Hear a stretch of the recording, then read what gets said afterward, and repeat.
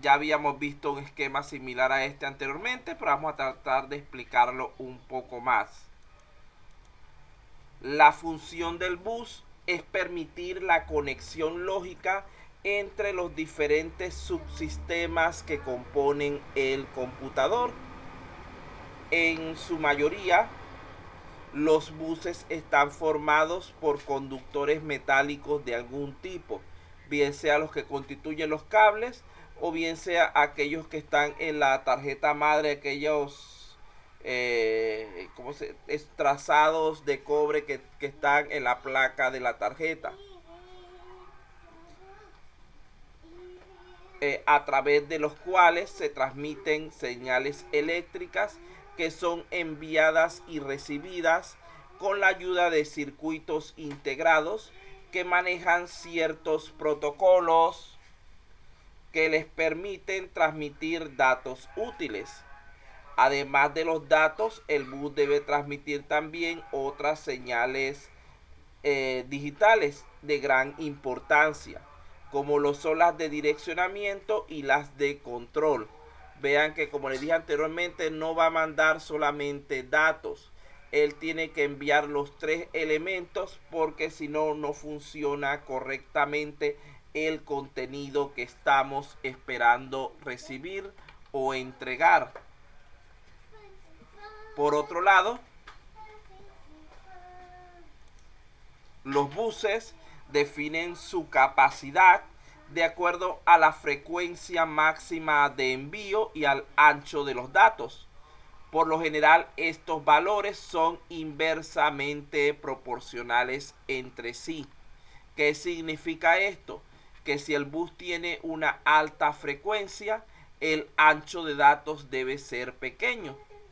Esto se debe a que la interferencia entre las señales y la dificultad de sincronizarlas crece con la frecuencia.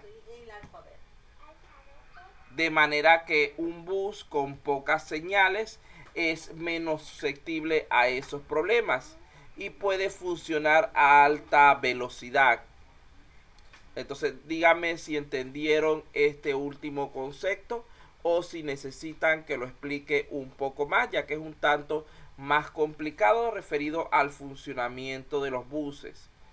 Repito, por lo general los valores de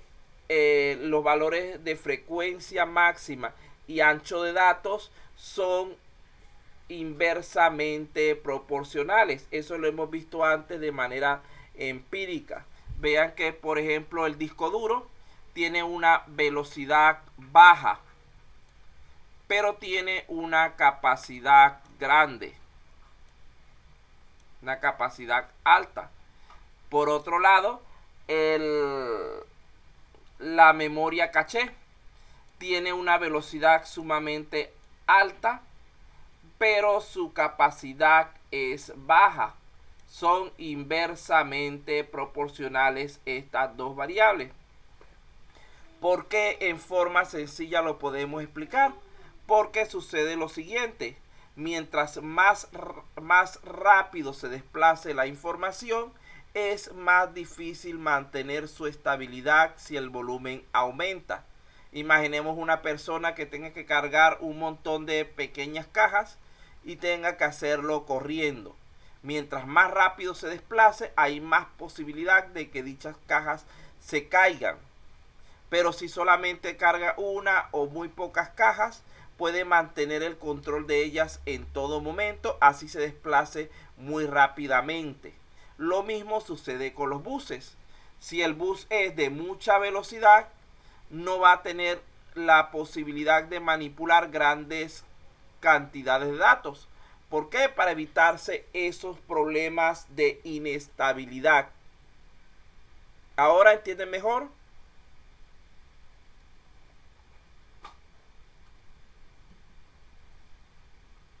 Bueno, continuamos entonces. Recuerden eso porque a lo mejor esa es una pregunta que les voy a colocar en el examen. Todos los buses de un computador tienen funciones especiales, como por ejemplo las interrupciones y el manejo de DMA. que permitan que un dispositivo periférico acceda al procesador o a la memoria utilizando en todo momento el mínimo de recursos. Vamos a ver entonces ahora algunas consideraciones importantes acerca de lo que es la eficiencia del bus.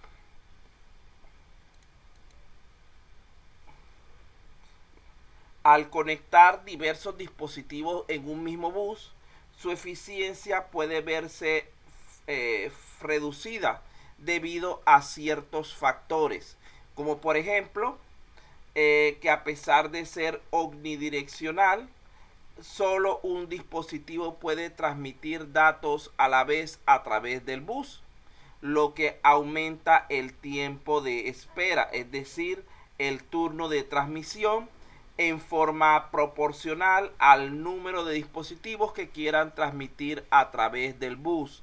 ¿Qué significa esto? Yo tengo aquí, supongamos que esto es una puerta que representa al bus. Por esa puerta cabe solo una persona a la vez. No hay espacio para meter dos. Como ahorita estamos con la pandemia, lo voy a poner gordito para que ocupe toda la puerta. Por esa puerta solamente puede pasar una persona a la vez. Pero pueden haber varias personas haciendo la cola para poder entrar. ¿Qué sucede? Si solamente tengo dos dispositivos, dos personas tratando de pasar por esa puerta, la cola de espera va a ser muy rápida porque pasó el primero y pasó el segundo rápidamente, volvió a pasar el primero y así, porque es algo como cíclico. Pero si aumento el número de personas que están en la cola y siguen pudiendo pasar solamente una a la vez, vean que entonces el tiempo que va a tener que esperar cada una de estas personas para su ciclo va a ser más largo.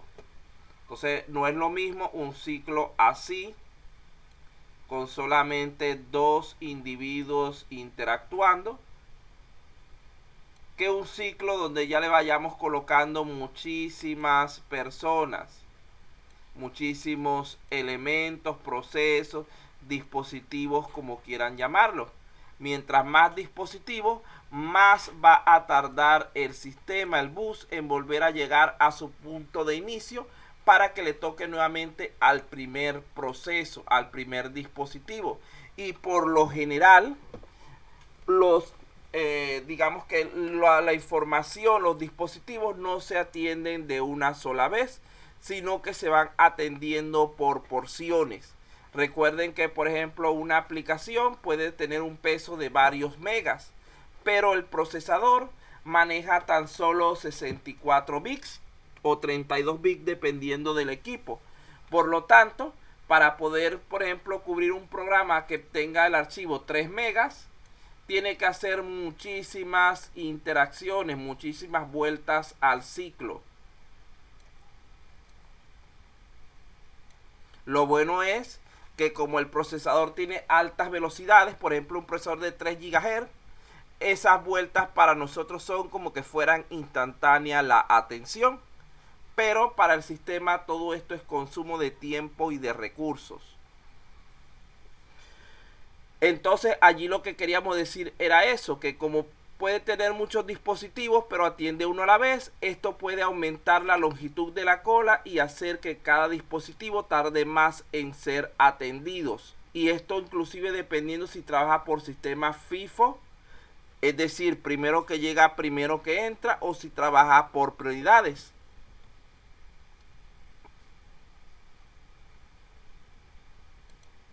En segundo lugar, al ser posible que diversos dispositivos quieran transmitir a la vez, la probabilidad de colisiones e interferencias es elevada, ya que cuando dos o más dispositivos transmiten simultáneamente, tiende a producirse un choque.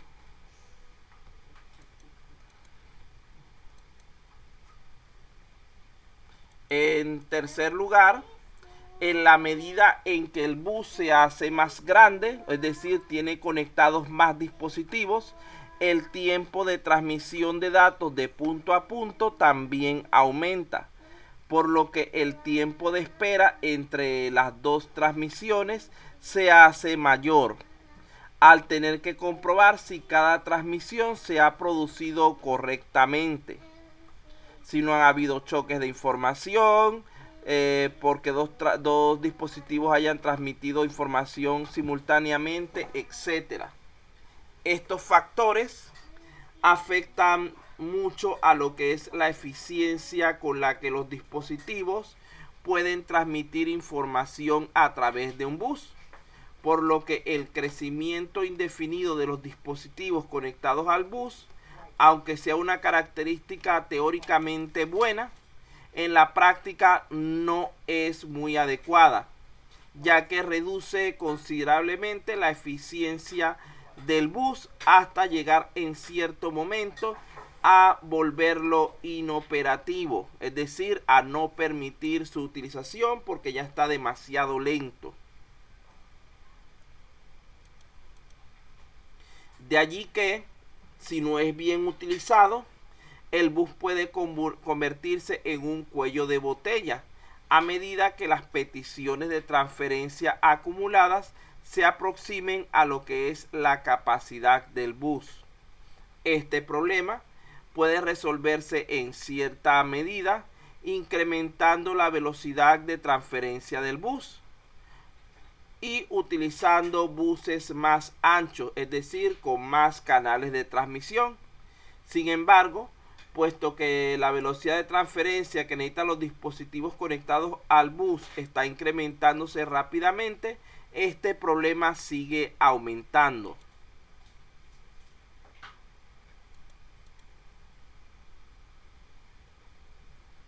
Vamos a pedirle aquí a alguien que lea aquí, para no hablar yo solo.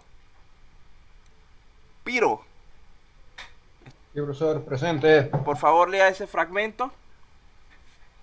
A ver, profesor, buenas tardes. La solución es que el bus único está destinado a dejar de utilizarse, dando paso a la jerarquía de buses. Por siguiente, en la actualidad la mayoría de los computadores utilizan varios buses, normalmente organizados jerárquicamente. Vea lo siguiente, aquí tenemos un ejemplo de lo que es el bus único. Ese es un solo cable que enviaba la señal de varios dispositivos de tipo USB. Por lo general, si teníamos varios dispositivos conectados allí, muchas veces se nos ralentizaba alguno de ellos, porque tenían que esperar a la cola de atención de los procesos. Entonces lo que se está buscando es la implementación de procesos jerárquicos que sean mucho más eficientes. Gracias por la lectura, compañero Piro. Vamos a continuar. Profesor, una consulta. Cuando usted habla de organizaciones jerárquicas, ¿es que los procesos tienen un orden Sí, o que un nivel? tienen que tener prioridades. Eso es lo que se trata mayormente lo de jerarquía. Unas prioridades establecidas para cada proceso y así sea atendido no por orden de llegada, sino por el que sea más importante. Ya, ¿y eso cómo se organiza? ¿Mediante programas o es que es A nivel de software, sí. automatizado? Ah, ya, correcto. Correcto, profesor. Muchas gracias. Bueno, aquí tenemos, por ejemplo, la configuración clásica de lo que es la jerarquía de buses. Vean que allí tenemos presente unos buses de expansión en la parte baja. Tenemos buses locales un poco más arriba. Tenemos también buses del sistema. Todos estos elementos van a cumplir con ciertas funciones específicas. Hay un bus local que únicamente conecta al procesador con la memoria caché, que sería el que está arriba al principio. En raras ocasiones, creo que he repetido 2 veces la misma parte del dibujo. Bueno, en raras ocasiones a este bus se le pueden conectar algún otro tipo de dispositivo local. Este bus es de muy altas prestaciones y de muy poca longitud. en el orden de algunos milímetros, por lo que las latencias son insignificantes. Recuerden que por teoría de lo que es electricidad, mientras más largo es el cable, mayor es su resistencia, y esto incrementa la latencia del sistema. Por eso es que cuando se hace lo que es el bus para el caché y la memoria, esos están sumamente cerca, prácticamente se puede decir que es algo, ni siquiera llega a milimétrico, a décimas, a centésimas, a milésimas de milímetro, que no están en contacto total realmente, pero es algo que para el ojo humano es como que si estuvieran juntos, y mientras más cerca estén, menos latencia van a generar y van a poder trabajar a mayor velocidad. Por otro lado, el controlador de memoria caché no solo conecta la caché al bus local, sino también el bus del sistema, donde se conectan todos los módulos de memoria principal. La caché funciona, por lo tanto, como una interfaz de comunicación entre dos buses, uno local y uno del sistema. Aquí está. Fíjense que aquí tenemos el bus local, por ejemplo, que conecta al procesador con el caché. Y aquí tenemos el bus del sistema que conecta a lo que es la memoria principal con el caché, donde, tal como se acaba de decir, el caché está funcionando en este punto como un elemento, una interfaz de comunicación entre estos dos buses.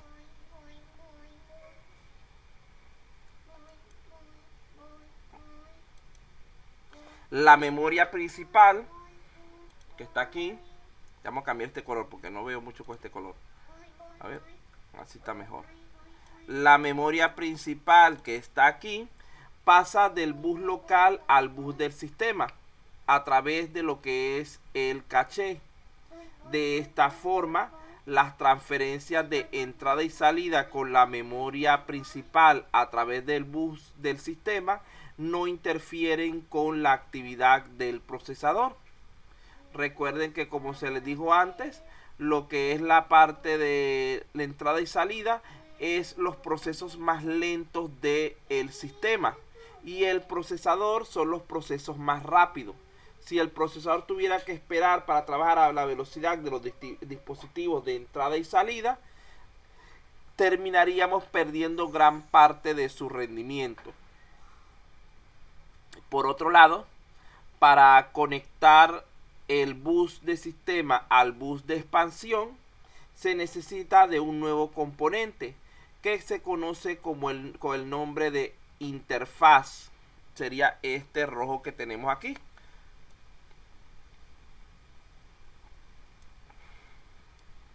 La interfaz permite la sincronización y adaptación de la información entre un bus y otro. Fíjense que en el caso anterior, nuestro caché hacía las veces de interfaz. Hay que tener en cuenta que estos buses pueden ser y son muy diferentes desde el punto de vista arquitectónico y funcional, por lo que la interfaz no es solo una puerta de comunicación, sino también necesita adecuar los voltajes eléctricos, las velocidades de transmisión, las características de los datos de las diferentes líneas que forman los buses, etc. Tanto la interfaz de bus de expansión, en este caso se dice que regula las transferencias de datos entre el bus de sistema y los controladores conectados al bus de expansión. Entonces, fíjense, aquí lo que estamos diciendo es que esta interfaz lo que se encarga es de regular sobre todo esa parte de las velocidades, que por ejemplo este puerto de serie, por decir un número, puede trabajar a velocidad 3, esto puede trabajar a velocidad 5, por decir un número, el puerto SCSI puede trabajar a velocidad 8 y la red puede trabajar a velocidad 10, por decir algunos números. Pero cuando llegamos a la memoria caché, trabaja a velocidad 100. La memoria RAM, vamos a decir que trabaja a velocidad 50. y el procesador trabaja a velocidad 1000. Entonces vean que todo este conjunto de jerarquías que se establecen es para poder llevar un adecuado equilibrio de estas velocidades. Porque si no, se parece que el procesador tuviera que trabajar a la velocidad, como pasa con las redes, del dispositivo más lento. Entonces se perdería muchísima de su potencia.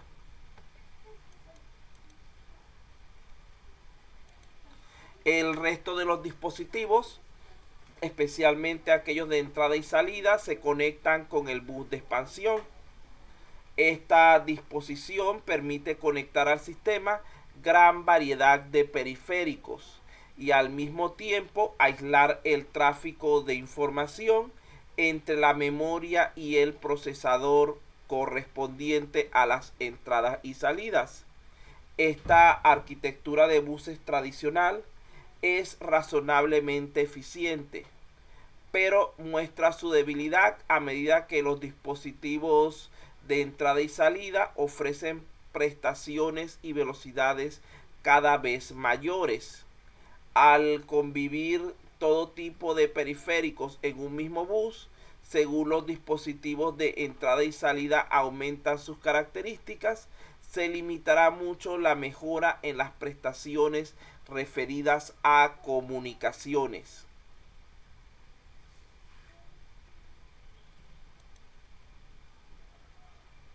Este era el primer modelo de jerarquía de buses.